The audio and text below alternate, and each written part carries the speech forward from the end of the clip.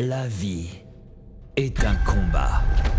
Si ce n'est pas un combat, c'est une reddition. Si c'est une reddition, c'est la mort. Je dois continuer. Il y a toujours un long chemin à parcourir.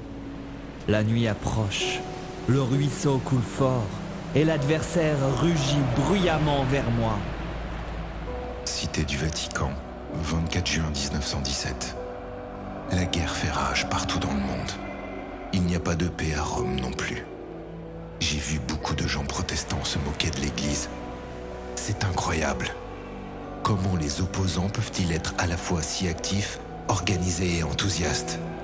Et combien c'est triste de voir que nous, les chrétiens, sommes tellement indifférents et divisés. Pourquoi devrais-je aller à contre-courant? Qu'est-ce que j'y gagne de toute façon? Ne devrais-je pas juste m'arrêter un moment?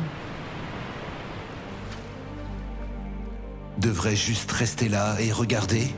Pleurer et se plaindre est tout ce que nous pouvons faire? Non. Chacun d'entre nous porte en lui une obligation de résister contre cela. Le ruisseau mène tant d'âmes à la destruction. Nous devons faire quelque chose. Le 16 octobre 1917, ensemble avec 6 frères minorites, nous avons fondé le Milice de l'Immaculée. L'objectif du mouvement sera simple, pour gagner tout le monde et toutes les âmes pour le Christ à travers l'Immaculée. Ce mouvement enthousiasmera les gens pour la sainteté dans leur vie de tous les jours et deviendra un outil entre les mains de l'Immaculée, les chevaliers de son armée. 20 octobre 1922, Grodno, Pologne. Le ministre général m'a permis d'établir un magazine imprimé de la milice de l'Immaculée. Malgré ma maladie, j'ai travaillé tard dans la nuit. Le docteur a dit que je n'atteindrais pas un âge élevé, mais que c'est tout ce que je peux faire. On ne peut pas s'arrêter. Je te donne tout ça, Marie. Le 6 octobre 1927, Niepokalanów. Ça fait 8 ans que je ne l'ai pas vu. Je suis revenu en Pologne. Aujourd'hui est un grand jour. Avec des frères, nous avons béni une statue de l'Immaculée. Sur cette base, nous allons construire une ville d'où notre presse se répandra dans le monde entier. 17 février 1941. Nous avons expédié plus d'1 million de magazines imprimés de la milice de l'Immaculée chaque mois. Une station de radio a diffusé des émissions de radio pendant 3 ans également. Il y a plus de 700 frères vivant dans notre communauté et la milice de l'Immaculée comprend 1 demi-million de membres. Mais il est clair que les nazis arrivent. Tôt ou tard, ils arriveront et détruiront tout ça.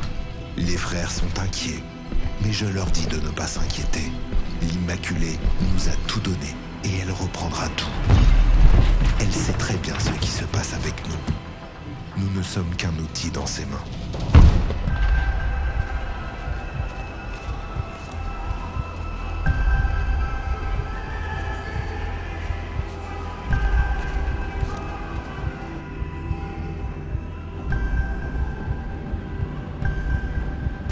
Si je me laissais emporter, je tomberais dans la mort.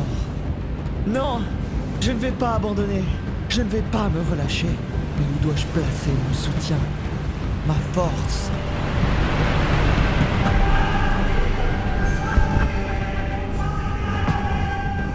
Les élus vont à la mort. Jésus, le grand prêtre, votre vie ne vous est pas enlevée, mais vous l'avez laissée de votre plein gré. C'est vous qui nous le dites. Faites cela en souvenir de moi.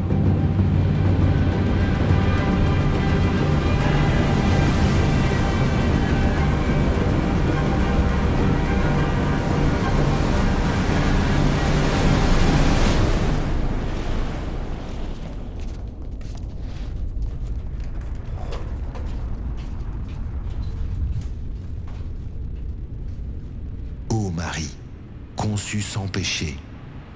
Priez pour nous qui avons recours à toi.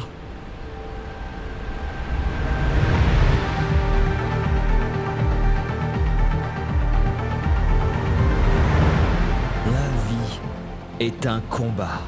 Si ce n'est pas un combat, c'est une reddition. Si c'est une reddition, c'est la mort.